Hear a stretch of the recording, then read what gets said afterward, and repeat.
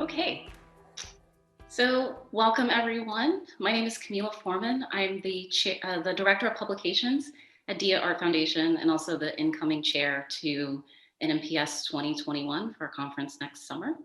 Welcome and thank you for joining us at our last NMPS fall session on avoiding teen burnout. And I'm going to do a very quick introduction because I think burnout might be something that many of us feel in our bones, and there's no way that I can give you a quick, thoughtful, incisive reflection on burnout. That's what this whole event is actually about. So just to give you a sense of what's coming up, we're going to start with, for approximately a half hour, a moderated roundtable discussion with our wonderful guests who are here with us. Nikki's already added a question in the chat for you all to define burnout yourselves. And so it'll be interesting to see what comes up. As the conversation rolls on, feel free to continue to introduce yourselves in the chat, to add your thoughts, your comments, your questions. But after the 30 minutes, we'll open it up for everyone to kind of join the wider discussion. And then one other feature is we do want to take the temperature of the room today. So we'll be issuing a poll to see how you all feel on this lovely Friday in December and the longest year of most of our lives. So having said that, I am joined by three wonderful folks, and in the spirit of burnout, I'm gonna ask them to introduce themselves. So we're gonna go in order of alphabetical by first name. So Emily, please introduce yourself. Thanks so much, Kamilah. I'm Emily Zoss. I'm the managing editor for the permanent collection at the National Gallery of Art. I am part of the Office of Content Strategy, Publishing, and Branding at the gallery, where I work in a team of 16 people. Hi, my name is Matt Newton. I'm the director of publishing at the Andy Warhol Museum in Pittsburgh, Pennsylvania. The publishing department, I actually work within the external affairs department, which includes marketing and rights and repro and publishing. And yeah, I'm essentially a department of one as far as publishing is concerned, but collaborate with that within that larger department. And I'm Suzanne Abrams Rebillard. I am the managing editor at the Corning Museum of Glass. And I am a department of one, and I'm also in charge of rights and reproductions. And I fall under the director of collections. And I guess I should add, at DIA, the publications department is a department of 4, so kind of right in the middle there. So to start off, and I guess I'll start with you, Emily, and we'll go around. Well, actually, before that, excuse me, let's share the poll, actually, and see where we are. No one is experiencing no burnout. We're all at least a little bit, and it seems like somewhere in the middle, not completely, but a very stressed out group at this point. I'm sorry, independent click share results. There you go. Can everyone see that now? Great. So since most of us are burned out, let's start with what types of burnout are we experiencing? So Emily, will you start us off? Yeah, sure. I was thinking about this in the context of our institution, and I think it's important to acknowledge that there are so many different contexts and differentiated factors that can contribute to stress and can lead to burnout. And I was, at the gallery, we have a lot of factors that I think are going to be familiar to institutions of various sizes. First of all, I am seeing that at the organizational level, we have a director that's in the early years of her tenure, and we're experiencing significant institutional change. There are reorganizations, there's discussion and consideration of our mission, there are new departments, there are other existing departments combining. I think that all of our XOs, except for possibly 2, have joined the gallery within the last year. We have new people in new roles at the chief officer level, and all of this is exciting and transformative and very exhausting. And then at the department level, as I said, I'm at the Office of Content Strategy, Publishing and Branding, which used to be the publishing office. And we are one of those departments that is going through a moment of transformation in terms of our role within the institution and what we're doing. So everyone in the department is being asked to carry out tasks and think about their jobs in a different way than they might have even a year ago. Book designers are learning about branding, catalog editors, they are developing and editing blog posts. And again, it is all exciting and exhausting. And there are other dynamics that I see operating to contribute to burnout at different stages in one's career, right? At the gallery, we have people who might be in their jobs for 10 or 20 or 30 or more years. And that presents a whole different potential for burnout related to one's individual career trajectory. And then at the other end of the spectrum, there's the pressure that comes with being a new person, a relatively recent hire, joining a high functioning, high volume environment. You want to push yourself and keep up and demonstrate your value. And sometimes that leads to unhealthy work habits and burnout, as all of my colleagues on this call probably will acknowledge, and my cat also agrees with. So on top of all of that, there is a pandemic and I'm terrified to leave my apartment. And there are other people who are experiencing existential threats to their jobs, their incomes, in some cases their institutions, and sometimes their health. So I am seeing a great many factors that are contributing to burnout, and remedies for one type and one particular combination types aren't always going to work for everyone at the same time. Thank you. Thank you for sharing that and kind of giving a nice sort of horizontal view of burnout. Suzanne, what are the different sorts of burnout you're experiencing? I have to say it's probably a little bit of being overwhelmed. Even at a smaller institution like the Corning Museum of Glass, and in my tiny department of one, it's there's constant change on every level. The whole organization has been told to rethink how we approach our jobs, how we deal with the public, how we deal with each other. And part of that is, when you're thinking about change, is seeing opportunity. And that is something that I'm starting to find very overwhelming, is that there are so many directions you can go into with everything that you're going to do. So as you're trying to rethink every step of every process, there is a tendency to sort of freeze up.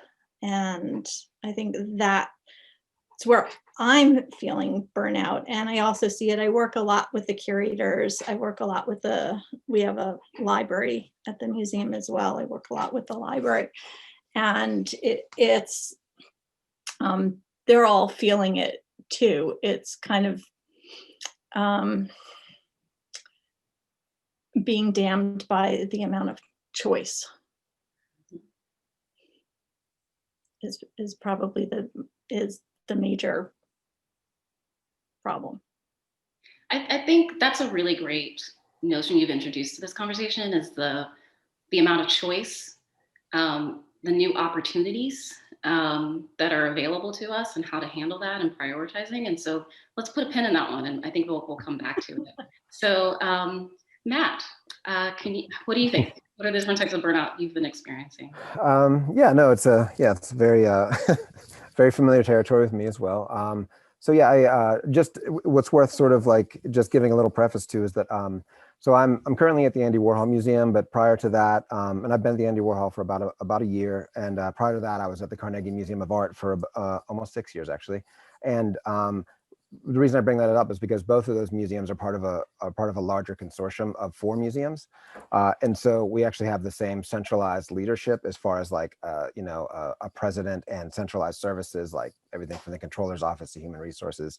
So anyhow, I just started by saying that, like, I think what we've been like, what I've experienced the most in my team at my old institution, and even now my colleagues at the new institution, I think, is just this general this sort of constant churn that we've been experiencing in recent years with changes in leadership, which have been very frequent, very sudden many times, and then as a result, with that shifting leadership, everything from the president of the consortium to the directors of our individual museums.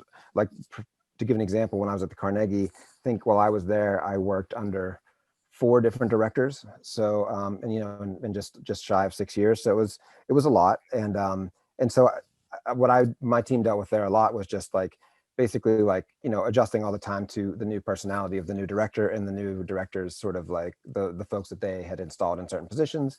And so I think it's just, when the pandemic hit, just to give a good example, it's like, sort of now in my current position at the Warhol, we were asked to sort of like pivot very, very quickly to digital. And as a good example, within this consortium of museums, we had the Warhol specifically, while doing great in many other aspects and programming and really great, sort of inclusive programming and really like, thoughtful and smart exhibition programming, had really never invested in digital. And so we were sort of being asked by the president of the consortium at a high level to sort of like, oh, let's pivot to digital. Oh, and let's figure out paywalls, and it was like all of this thing one after another, where it's like, as everyone on this, call knows, and everyone who's listening, knows, it took like, the New York Times, like, easily over a decade to figure out a paywall, that would even make sense for them. And they're a massive corporation with lots of resources. So it wasn't going to be easy for us. And we still, of course, have not figured out a paywall, but we've been experimenting a lot. And so I, sort of like Suzanne had said, there's all this, in her experience, there's all this opportunity that I think we're all very excited about right now, but we've also been on this pretty weary journey for, the last so many years with, constant changes in leadership, as well as, the current backdrop of the art world right now, which is, in this particularly art museums, and being in the field, like with all this constant, like the social and political reckonings that are happening that are very necessary, and I'm actually very excited about in so many ways, but then also sort of like, there's still so much of that old guard in place, and we're all in this sort of weird hybrid zone right now where we're trying our best to, to like do our daily work, but then at the same time, it feels like the ground is constantly moving beneath our feet. So yeah, I think just to give you that little sense, I guess, of like this weird sort of Russian nesting doll of an organization I work within. I think that the leadership churn has been really, really, really been exhausting for folks, and it's actually caused. When I was at the Carnegie, like the Museum of Art previously, I think we lost like 25 people in 2 years or something like that. There was a mass exodus of employees. So it's burnout's a real thing, and I think we all know that. But I think it's interesting to see just how it manifests in different sized organizations and different scenarios, I think what's really interesting for all of us is that, and probably for many people on the call too, is a lot of what we're talking about is just sort of widespread change happening way too fast. Except what's something interesting about our field is that there's a constant amount of change and turnover and just sort of greater instability. Like, certainly I've been in this field since 2004, and how many rounds of layoffs, right? How many directors, how much just constant change are we dealing with in general, and then magnifying that by the pandemic. So I guess maybe my next question is to maybe think a little bit more concretely about 2020 and how things have changed, like sort of on the project level. Matt, you introduced particularly the pivot to digital and like all the different opportunities it brings in, but then all the different small decisions that are actually magnifying sort of much greater changes in practice. Like, how has that contributed to burnout for you all?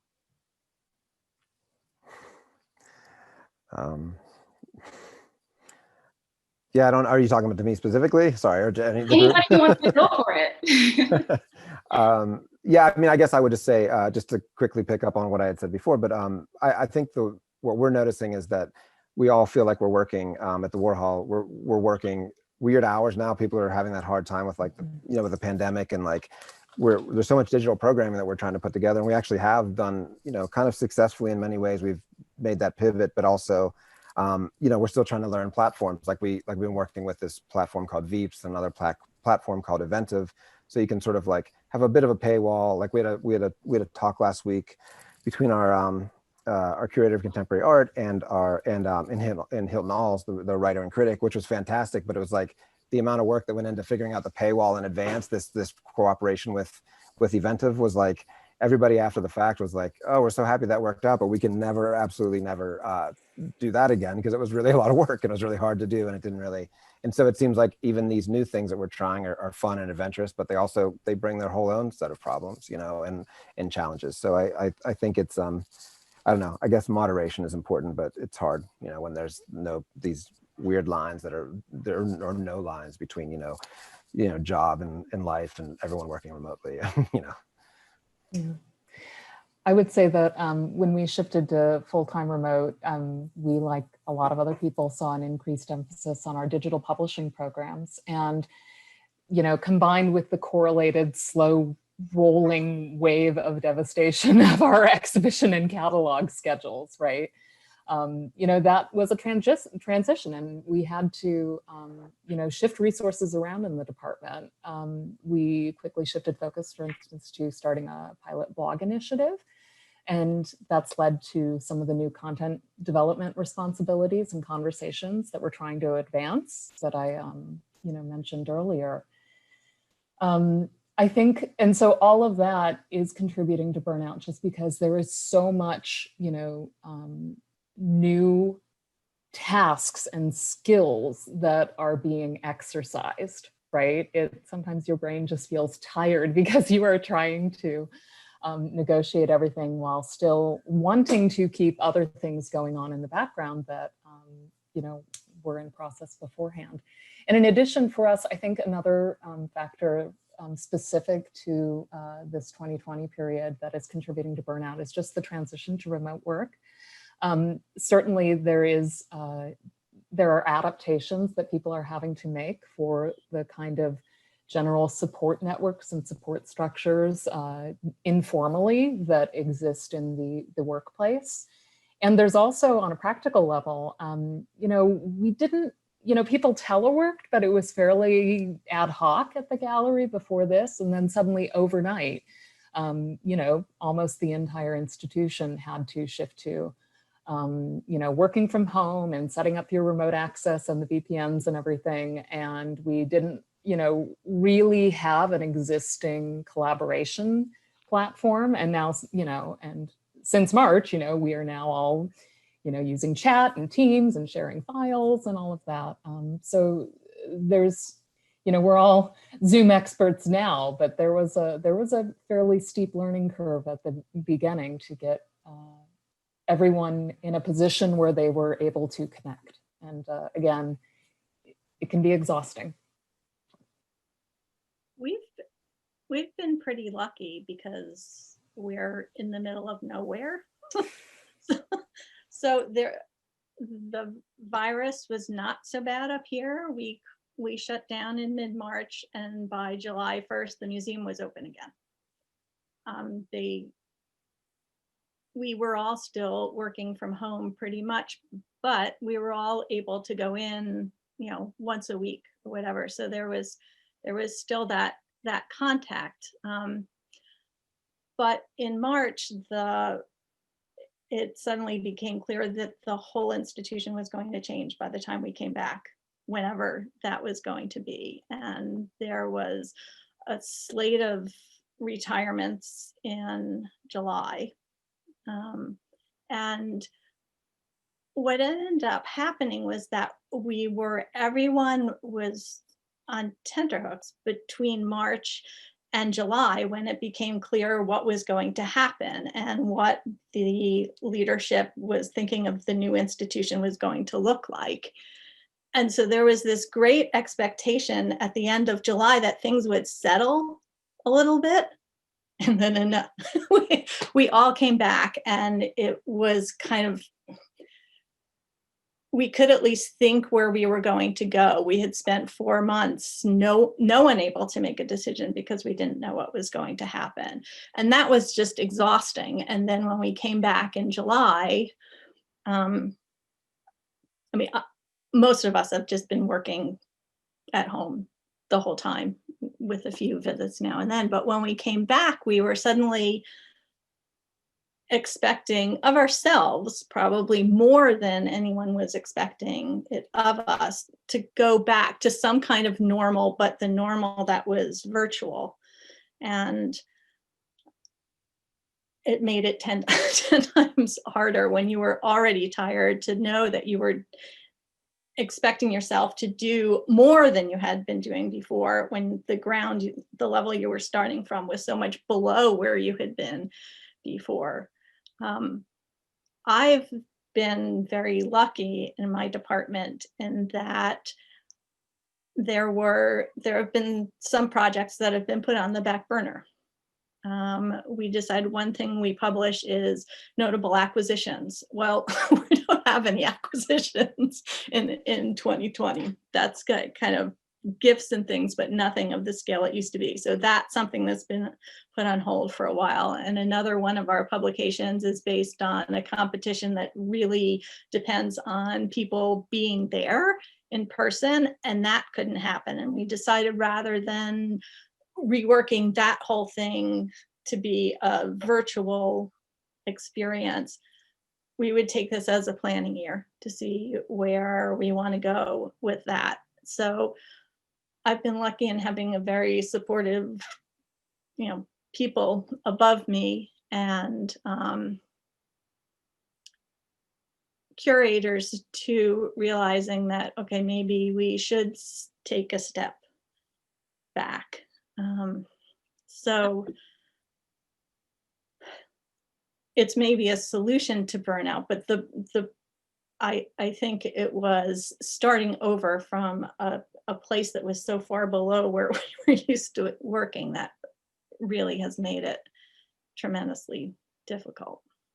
That's a really powerful idea, and I'm quite envious the idea of like just going ahead and taking the time off and making it sort of a planning period.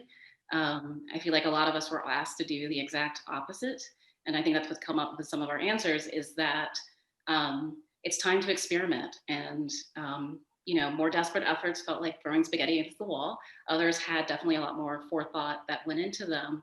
I do wonder if there's something intrinsic to the type of work that we do as people who work in publishing that makes burnout extremely difficult for us.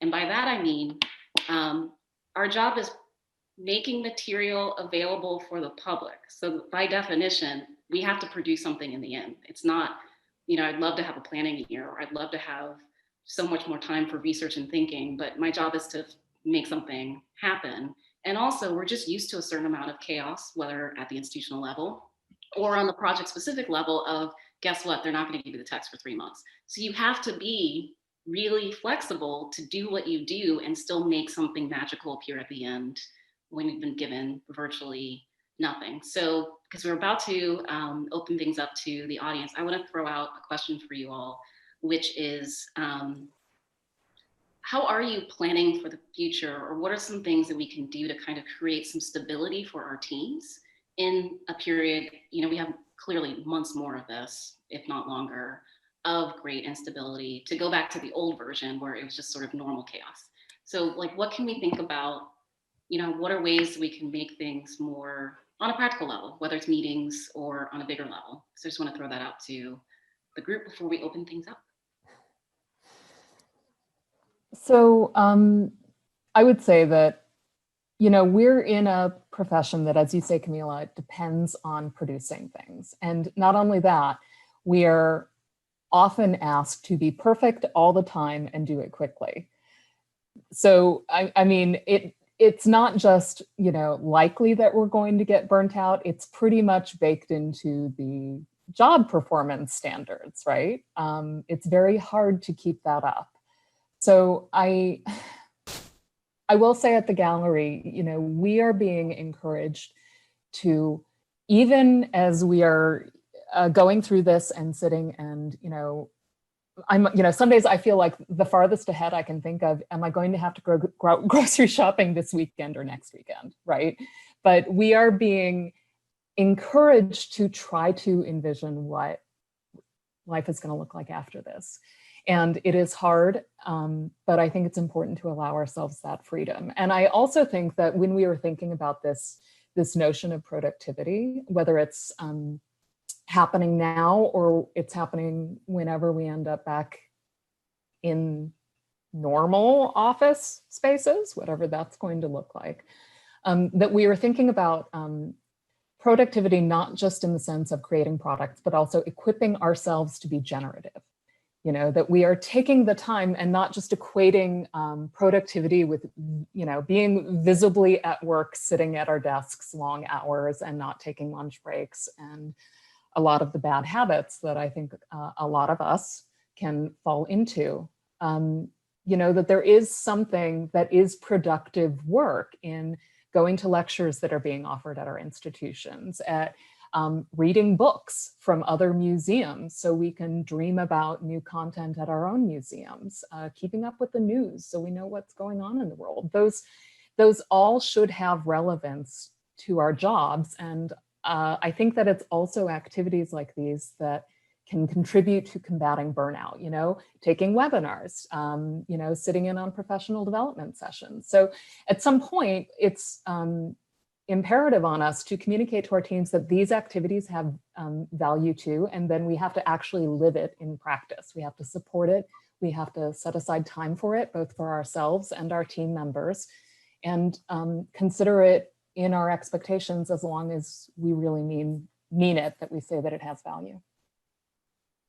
I was actually going to say, I mean, similar to that, but that we're, you know, currently working with our chief curator on a book that's for an exhibition he's been working on for several years, but it's supposed to come out, supposed to open in March. And it's funny because, and I'm sure you're all familiar with this, but we're just kind of like wondering, because we're close, we have to ship out final files here pretty soon, next few weeks. And we're now looking at this idea of like, you know, usually you're debating like how much money are we going to drop just to try to get 300 advanced copies sent to us so that we can have them for the opening. Because the print run's larger than that, it's probably like a 1,500 copy print run. But and it's just funny because like it's the first time like I've worked with a curator who's sort of said it's you know, maybe we just rethink how this opening is going to go, because chances are we might be closed again. And this was we actually just closed again. We'll be closing again tomorrow because Pennsylvania has a new restriction. But he was just saying that, you know, there's the emphasis can be on maybe in summer, whenever we can maybe get the authors to actually be here and give a presentation and talk, and maybe be in an outside environment where we're not all terrified of the pandemic or whatever it may be. So I even think that adjusting of expectations of like what we're so used to, like charging towards certain deadlines for exhibitions to be open so that we can, you know, so that we know that we'll also have the book in time, that we'll have the, you know, that the vinyl will be back from the, you know, from the shop in time to get it up on the walls, all these things. Like, I do think it's shifted, at least I know in my experience this year. We were about to open an exhibition earlier this year, and that's right when we closed. And so the exhibition opened 3 months after it was supposed to, you know, so everything has been sort of changed in a way that, like, I feel like myself, I'm still trying to get adjusted to. And for my own sort of levels of burnout and anxiety, I'm trying to also realize, like, step back occasionally and say, oh, you know, if the curator's not stressed out and there's actually nobody in the museum to buy the book, like maybe we can just, you know, try to figure this out and, you know, make sure that we, you know, we don't all lose our minds in the run up to getting the files out the door. Maybe we can, you know, give ourselves another couple of weeks breathing room or whatever it is, you know. I think the other day, Matt was talking about missing going into the museum. And I think I do miss going in there, but what I really miss is the people and the visitors, and having some contact with the people that I'm doing all of this for.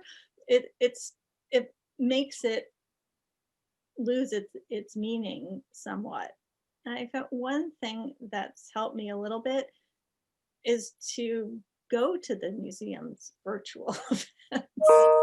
You know, not say I need, and this is sort of following up what Emily was saying, is not saying, okay, I need to be editing these labels today, or I need to get this rights agreement filled out. It is to just go and be part of the public that I'm trying to serve. So one little thing that helps. Wait, step away from your desk for a sec. What? So before I'm going to open it up. Before we do that, Nikki has kindly created a word cloud out of your burnout answers that have come up in the chat. So Nikki, please show us.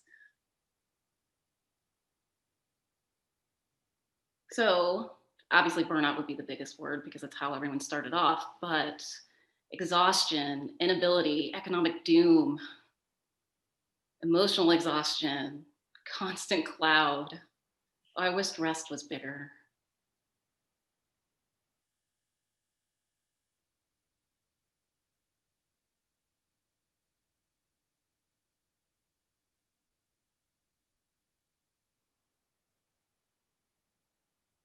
There's a lot of doom in here, but there's also new items, rest. There are a few less depressing words. But let's bring in everyone else's words. So feel free to unmute yourself and join the conversation.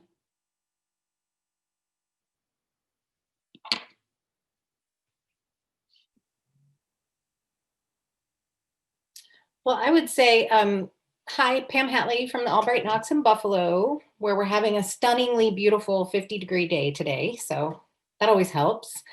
Our institution was closed for construction when this whole thing started. And so on the one hand, we were fortunate because we had already had to slim down our staff and contract our offerings. We do have a satellite space that we're operating that's maybe about to close down again. But what has ended up happening is a couple of key people on that very slimmed down staff have now left their jobs, one for a great job elsewhere, and one just because she was having to help her kids and she was burning out. And so, it was just a personal decision to leave. But that has given our upper level management the idea to redo the whole org chart. And so, Matt, when you were talking, I was feeling it for you. And, I manage a staff of 4, and one of my great associate editors also started grad school, so she's going to be leaving me. So I've got 2 open jobs in my department. We've got a couple of really high level jobs open. And they're maybe possibly going to restructure everything. So, I keep telling my staff, it only goes so far, that change is the dictionary definition of stress. Stress is any change to which you must adapt. And I always think, well, I love plants, so I'm surrounded by them here, but which does help, by the way. When you stress a plant, you change it and it has to move and adapt and grow. And so as we're all talking about all the changes that we're dealing with right now, I keep thinking about that. Again, it only helps so much to know what it is. I think probably like a lot of you, I run to the dictionary when I'm trying to understand the world. And so, the other thing I'm finding out that I'm hearing from my staff and I'm feeling myself is that when you're stressed and you're trying to edit something or look at a final proof or something, you tend to have to do the same work multiple times. So you have to do more rounds and you're just getting more time, you feel your battery level going down. And so that's something that, I think exacerbates all of this, because probably we are probably we're perfectionists or we wouldn't be doing what we do. But, I'm trying to just tell my staff that going outside and just breathing for a while counts, and they shouldn't clock out if they go to do that. Even, I've even told them, like, if you're taking your dog on a walk, just, think about the museum, or, just think about de-stressing a bit while you're out there. And that in and of itself is part of your job, is keeping yourself healthy. But that's hard. It's hard for the people who work for me. They do feel like they constantly have to be busy, but one thing and busy in a very specific way at the computer, or, maybe reading through proofs. But, I welcome any other feedback from other managers, because I want them to understand that just staying healthy right now is part of the job. And that sounds kind of draconian to say it that way, but I almost feel like I have to couch it that way for them to understand that, I want to help them mitigate burnout if I can. And, somehow couching it as it's also good for the museum maybe gives them a little bit more permission to do that. But yeah, I see someone talking about the boundaries between work and home being gone. And, especially I think for people who are also trying to help kids, or in my case, I'm trying to help parents. And it's just a terrifying time to care about older and younger people and all people right now. It's just a terrifying time. So, yeah, we're all balancing a lot. I see a lot of juggling out there, when I see all the answers here. So I see you all. I feel it. I hear you. And I have no answers. Goodbye. I think you've introduced some great suggestions, particularly actually, as much as I would like people to just sort of clock out and separate from work, if that's what motivates people, is that it makes them a more productive person to rest, then value the fact that that's what motivates them, and encourage that, actually. Yes.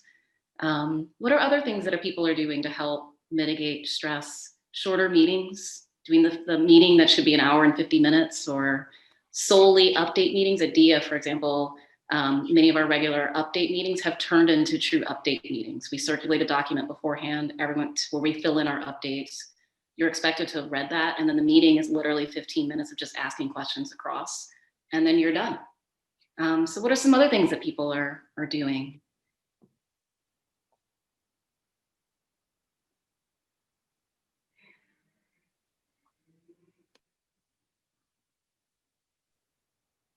Well, I try to talk to people when it's not a meeting. Just send them a chat message and say on Teams, do you have 10 minutes to talk or whatever, so that the day is less structured and a little more like running into people in the hallway.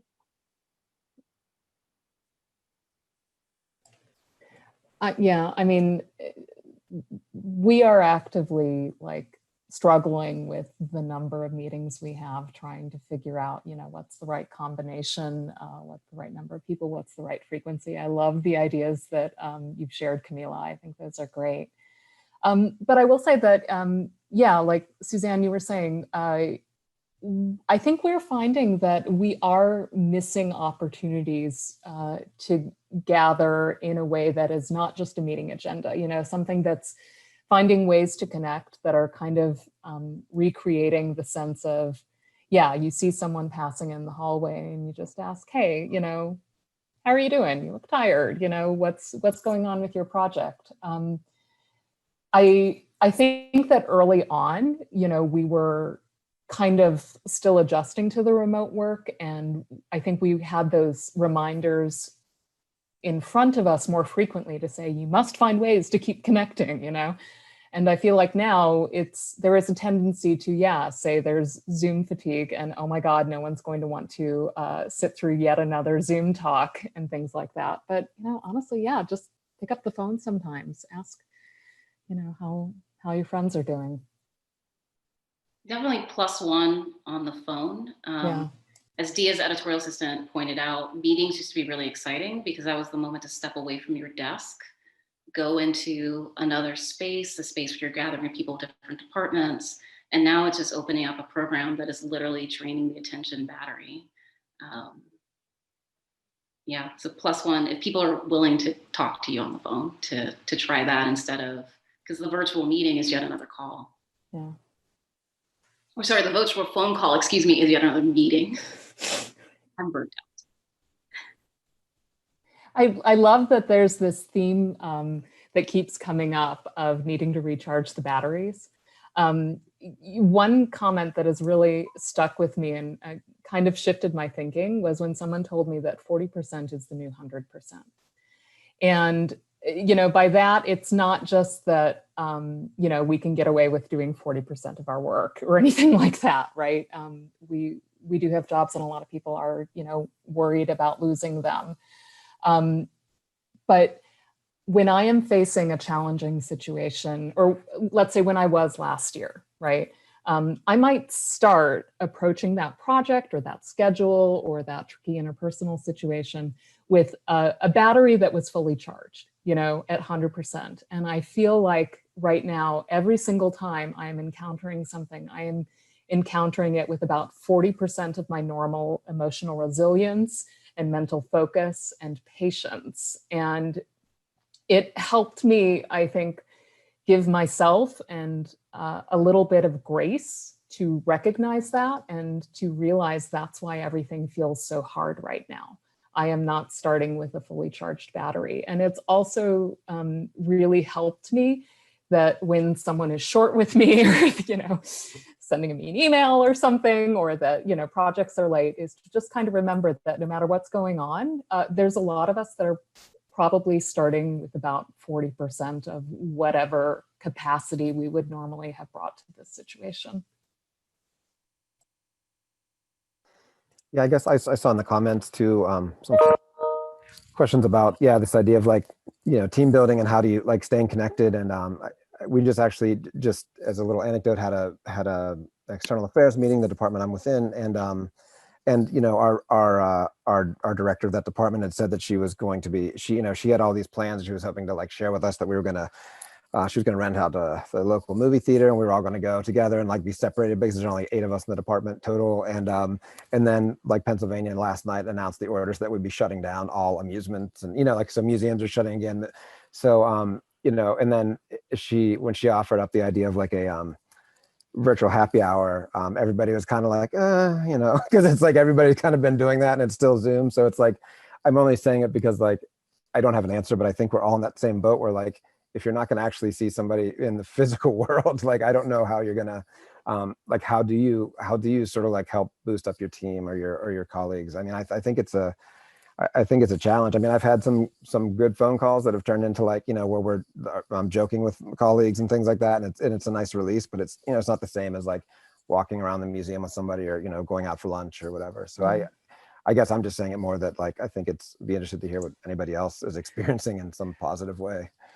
I would say that it's really important to still try to find ways to celebrate successes and accomplishments. At one point this summer, we had kind of, it was in the context of an existing Zoom department meeting or all staff or something, but it was, just a moment to show off the books that, oh my God, people still managed to produce this summer, and to hold them up and do show and tell and say, hey, good job, that's beautiful. And those are the kinds of things we would have going on in the gallery, right? You'd walk in and see an advance on someone's desk, but we had to make more intentional space for it in this context. I feel bad because this is kind of cliche, but I do think that it is important to show gratitude, even if it's just a little like, I think you handled that situation really well, good job.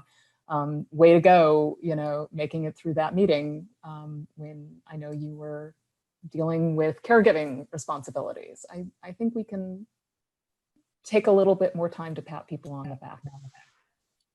Yeah, I'll pick up on that note, Emily.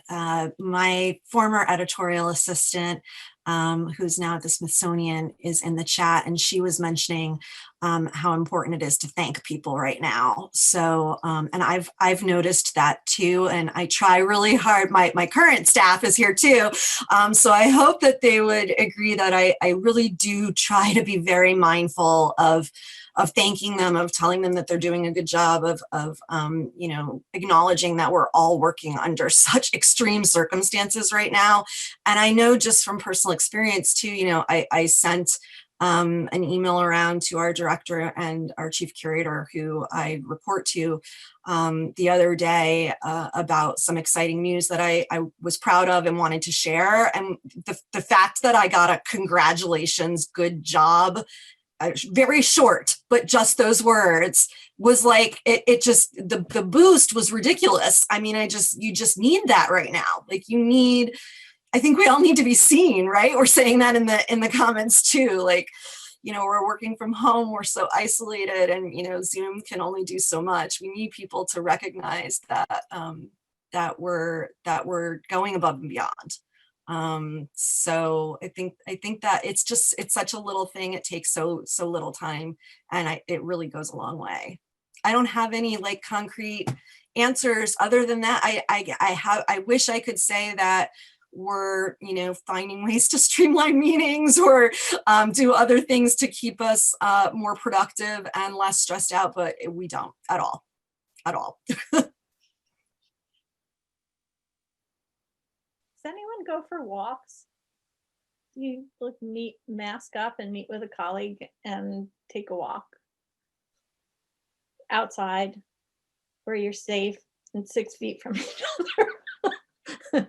But if you just have to have a conversation with one person, I can't do it because I live an hour from work, and a lot of the people I work with are in an hour in other directions. But it's harder when you're in the city, when you can go for a hike in a wilderness gorge. It's a different story, I guess. Well, one person I have taken a walk with recently is actually Sophia in the chat, who has chimed in with a lot of structural suggestions that I wish I could see happen. But she works at DIA, and we're moving offices right now, so it was time to come pack up the office, and that was, we hadn't seen each other since March 12th, and got together for socially distanced lunch on the High Line, and cleaned out the offices and went for a walk, and then said goodbye to each other. This was back in September, and literally our goodbye was see you in 2021. So it was like a great moment, but it also was, a little bit, touching in a way. So because it's still, in the throes of the pandemic. But I do want to emphasize one of the things she's mentioned earlier is, like, for those of us who have a little bit more influence and lead teams, modeling good behavior. If you see people are checking email at ridiculous hours, maybe don't respond, or stop checking on the weekends and stop responding on the weekends. And it shows that if you are taking the break, that they can take the break too. Take all your vacation days, argue for meetingless days, fight for the 4-day work week, whatever's available in your institution. Certainly, obviously, this is while many of us are, even with a certain amount of power and influence, are feeling under threat in the general climate. But if you can leverage your power to model good behavior and make things better for the people below you, that certainly has an effect and shows them that you're trusted and care, for sure. We are getting close to time, and we're going to have a couple of announcements. But I don't want to shut things off completely. We're willing to stop recording and keep the room open if you want to keep talking. So if anyone else wants to jump in with maybe a final comment, please do.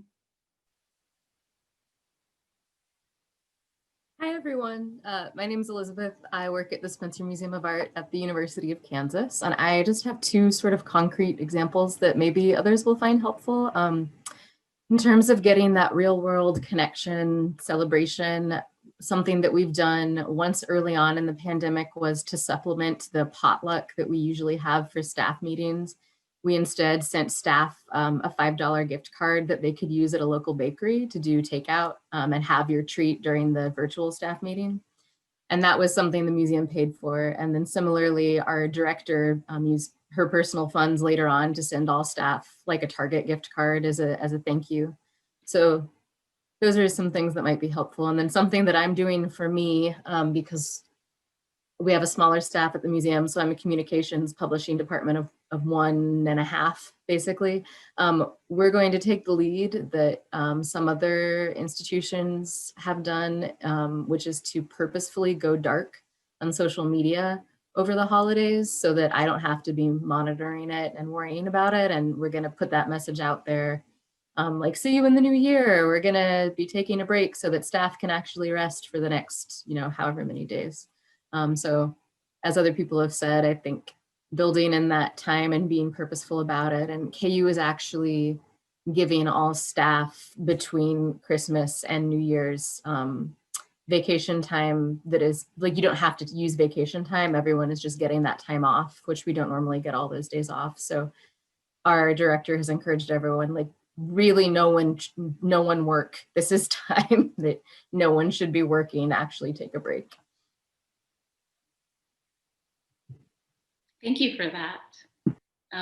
So behind the curtain, Nikki Yagoda, will you, yes, hi. Oh, hello, everyone. So I'll add my face to this group. First of all, thank you to Kamilah and to all of our presenters who joined us today. As Kamilah mentioned, I will turn off the recording and leave this room open in case anyone has any lingering thoughts in a moment. Before I do that, I wouldn't be a very good NMPS liaison if I didn't remind everyone that soon we will be announcing the deadline for submissions for the 2021 conference. So I'm sharing a screen of our website right now. Go into this Get Involved tab. You'll see the 3 ways that we're encouraging people to get involved. So if you're interested in joining the planning committee, we encourage you to submit an application or a nomination.